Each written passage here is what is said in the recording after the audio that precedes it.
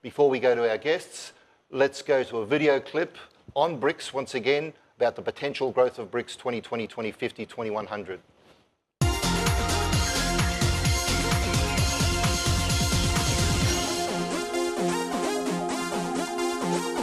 The world's giant emerging economies are gathering in South Africa, looking to reshape their BRICS organization. Leaders of Brazil, Russia, China, India, and of course the host nation are all at the summit. With Egypt's President Morsi, he's set to attend. He's hoping to join the bloc in the not-too-distant future. Reporting now, RT's Alexei Rashevsky, reporting ultimately on the expectations for strengthening the group. Since its inception in 2009, many have been wondering what BRICS is all about, a symbol of growing global multipolarity or a counterweight to the EU and NATO. The leaders of the member states have been cautiously downplaying its role, saying this alliance is purely economic and exists mostly on verbal agreements. Officially, it's not even a legally bound international organization. The BRICS leaders are only now contemplating setting up headquarters in one of the capitals. But just look at every BRICS country separately.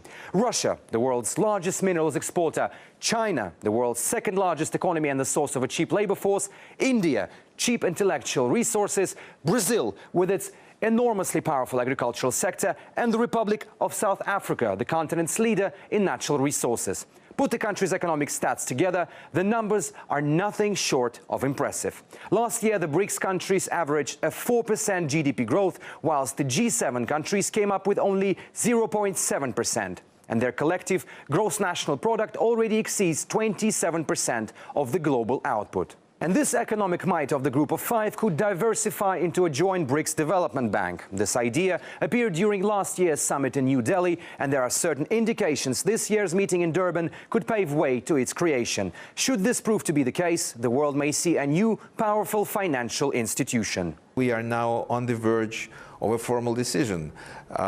It would be a substantial, in terms of capital and paid capital, a substantial new international institution. This development bank is probably one of the major deliverables. Having BRICS more and more prominent in the area of economy, international finance, the development of infrastructure. The common standpoint among the BRICS states on major international issues could also be a huge factor in global geopolitics. The war in Syria is just one of the examples. The Group of Five has been insisting on a peaceful solution to the conflict, and with Moscow and Beijing firmly standing within the UN Security Council against any military intervention.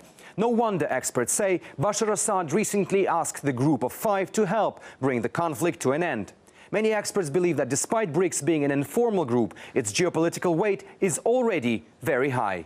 As for political role of BRICS, it's quite huge. Actually, now the major international institution which present the whole humankind in solving economic problems, for example, is G20. I think at this point the decisions of G20 are predetermined by the position of BRICS. So BRICS has yet to become an officially established organization, but the Russian president already said cooperation within this bloc will be Moscow's top foreign priority this year. And considering that at least 5 countries, including Mexico, Indonesia and Egypt, are willing to join, the world may soon see a powerful alliance of developing economies, which experts say, even in its current configuration, may become the world's wealthiest union of states in 30 years.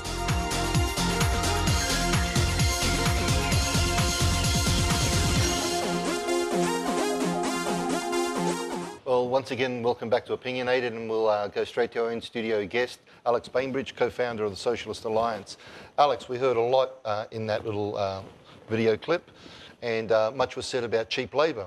So when it comes to the division of rich and poor, what do you have to say? Look, I think if you want to really understand anything in international politics, whether it's the big wars, whether it's the trade agreements like the Trans-Pacific Partnership, any kind of international developments, you really need to look at the fact the world is divided into very rich countries and very poor countries. And obviously in Australia, we're a junior power among those rich countries. And I think that from our point of view, from the point of view of ordinary people in Australia, I just ask one question, and we'll keep on track with what you're saying. What defines a rich country? Because to some people, China's a rich country, but when we look at the ordinary population, can we truly define China as a potentially rich country?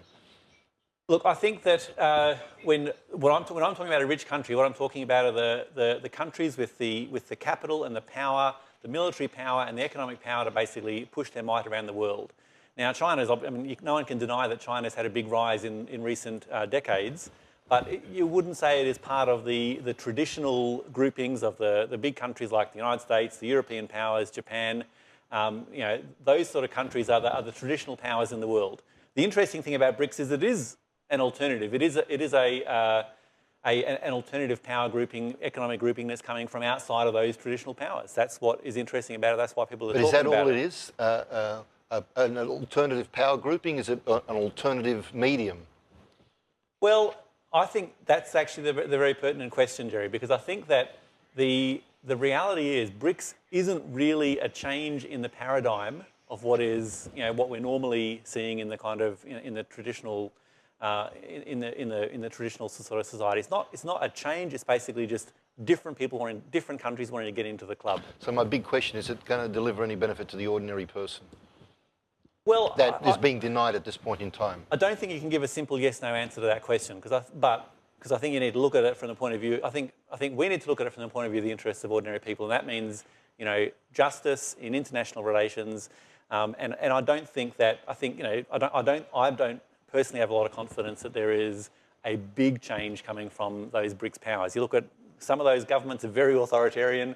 Lots of human rights problems. What's an alternative to BRICS? We've mentioned ALBA before, but what's an alternative to BRICS? Well, I think that ALBA is a much better example of a new paradigm, a new way of actually building an international relationship. For viewers, now, can you tell us a little bit about ALBA? None of your viewers should be shocked or worried if you haven't heard of ALBA.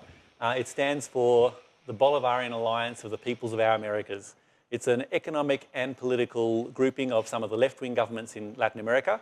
So it was initially founded by Cuba and Venezuela, but I think now involves 11 countries, other countries like Ecuador, Nicaragua, Grenada. Does it involve Brazil? That doesn't involve Brazil, no. Although, of course, it does have an influence in Latin American politics, and I think it does have an influence over other countries that. Can you like see Brazil. ALBA spreading out of the Latin Americas? Look, I think that let's go back to what ALBA has done. The interesting thing about ALBA, what is interesting about it is that it is a new way of actually developing a trade on the basis of a social justice model. So, for example, a lot of the early arrangements in ALBA were things like Cuba would provide medical care, Venezuela would provide oil wealth to Cuba. So it was mutually beneficial. Both countries, basing on their strengths and with a very pro-people aspects to it. So one of the programs that was implemented in this way, Mission Miracle, was about restoring eyesight for poor people all throughout the whole continent. And they used, Venezuelan oil money to fly the poor people into Cuba, where they used the expert healthcare. But can you see the rest of the world going down this path? Obviously, you and myself would love to see that, but can you see that as a viable proposition? Not in a sort of an immediate, next day sort of next year sort of immediate sort of time frame. But I think that there are big problems in the world, and I don't think we can keep on going down the same track that we're going. I think it is inevitable that we're going to need. You look at global warming, you look at the financial crisis, you look at the prospects for recession in Australia. You look at the economic and political, the social justice issues. We do need to have a change. Let me ask you a question about. And I think yes, there are a lot of. I don't think it's going to be a simple sort of automatic growth of ALBA. But I think that you look at Jeremy Corbyn becoming elected leader in the Labor Party in Britain, strong support for Bernie Sanders in the United States, the recent election of the Syriza government, which has all its complications involved. But they all have their complications. They've all got their complications. I'm not necessarily endorsing any of them necessarily, but what they all are a reflection of is that there is a growing mood for change, and I think that is a positive thing. But it isn't change. Every time there's the American Spring, we've had the Arab Spring, and many have argued that in part was orchestrated where it suited purpose by the imperialist powers. The American Spring was actually crushed. 8,000 occupiers were arrested in the 1 year, 700 on the Brooklyn Bridge. So when it gets too much of a threat, aren't the imperialist powers that you may argue exist or whatever, right, going to, come back? Well, I don't think, Gerry, that you can just say that there's no hope for change. I think you look over the last number of decades, All of the good things that we have in our society are the result of popular struggles. You look at the trade union struggles that won decent living standards, weekends, public holidays, healthcare. You look at the sort of the political. Can BRICS not deliver some of that? Because some of the union struggle is somehow comparative to what BRICS is actually trying to achieve. Well, I come back to the political character of the governments involved. China, Russia, very authoritarian governments. They're not governments that got a record about looking after the interests of the people, which is different to the political character of, which again, there are imperfections in the ALBA countries as well, but, a much more consistency in being concerned about issues of social justice and the interests of ordinary people. Let me ask you one final question. Should Australia join BRICS? Is there a benefit for Australia to join BRICS? No, I wouldn't advocate Australia join BRICS. What I would advocate is that Australia should adopt a policy of social justice and global justice in its foreign policy and international relations. At the moment, we've got a foreign policy which is based totally on the interests of the big corporations, which is not in the interests of neither the ordinary people in Australia nor the ordinary people around the rest of the world. On that note, Alex, thank you for your insights and for fueling the light. No worries. Okay. Good to be here, Gerry. Thank you. We'll go now to Craig Isherwood, editor of The New Citizen. And Craig, you've seen the program tonight. What are your views on BRICS? Well, thanks, Gerry, for having me on. The issue for the BRICS is it represents a new paradigm in the world, and it's come about because of what's taking place in the West in particular. I'd like to correct one of the earlier speakers, David Thomas, because I know that this idea has been around since the late 90s and specifically came about because of the destruction that was wrought by the West after the collapse of the Russian system, the Soviet system, in the late 80s. And what you had is a massive genocide operation run on Russia for a decade.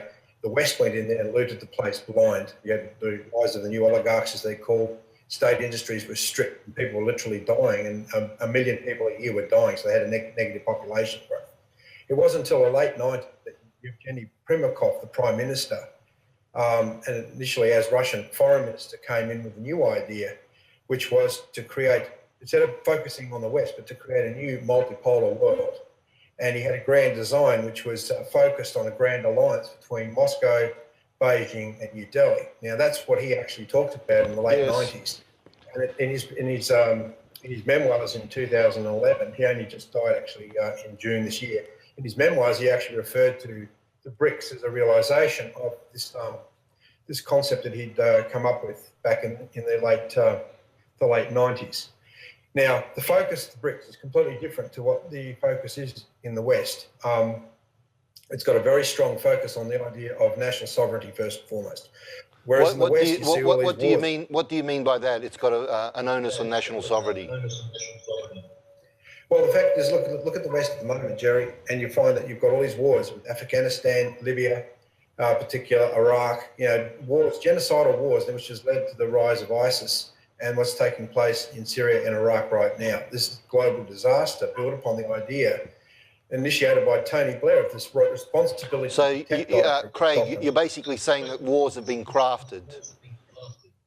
They have, because the principle of the Treaty of Westphalia, the idea of protecting and developing sovereign nation states, has been overtaken by this idea that you have supranational organisations that can intervene and destroy the sovereignty of nations. But forgetting the Treaty of Westphalia, if wars are crafted, that's been a narrative thousands of years, but if wars are crafted, they're usually for the accumulation of resources. Would that be a fair statement? Yeah, to a limited number of nations, and what you've seen in the past, that's what's actually taken place. The issue with the BRICS, though, has been a response to what's taken place since the destruction of Russia. It's been instigated very heavily by Russia because they see the need for a multipolar world. With the destruction of the Soviet Union, you had a single superpower, and they were being crushed by that. So they reached out to other countries. And of course, what you have today is the BRICS. And this question of sovereignty is very, very important for Russia, for China, and for all the other countries, India, South Africa. And I might add, if you go back to the beginning of the 19th century, Gerry, you look at the components of the British Empire in the form of how it controlled the world. It was the largest single empire at that time with enormous capability. And each of these countries has had some degree or an experience of this oligarchical empire type system. So, but there's other issues here, Gerry, because it's not just, there's this question of sovereignty has real meaning for these countries. I mean, I was able to attend the Civic BRICS Forum in Moscow in July at the invitation of the Professor Gerry Georgatos, who's the National Executive of the Russian National Committee on BRICS Research. And he wanted us there because of our organisations fight for these principles over a long period of time, about 25 years. At that particular conference, what was really an eye-opener for me, Gerry, was the fact that money is being used as a weapon. And well, on that note, Craig, I agree with you that money is actually used as a weapon, a tool. We'll have to leave it there and have you back on again. Thank you, Craig. Okay, just before we go to a commercial break, Alex, what's your views on what Craig just said? Well, I think there's a lot of talk about sovereignty, but I think the real issue for most people is not the sovereignty of nations, but the sovereignty of people. And what we've got is a lot of governments in Australia, for example, and other countries around the world. The governments are looking after the interests of the big corporations, and what we really need is governments that look after the interests of the people. And that's the kind of change that I'll be looking towards, mate. Looking towards. Okay, thank you, Craig. Thank you, Alex. And we'll go to a commercial break and be back with a couple more guests.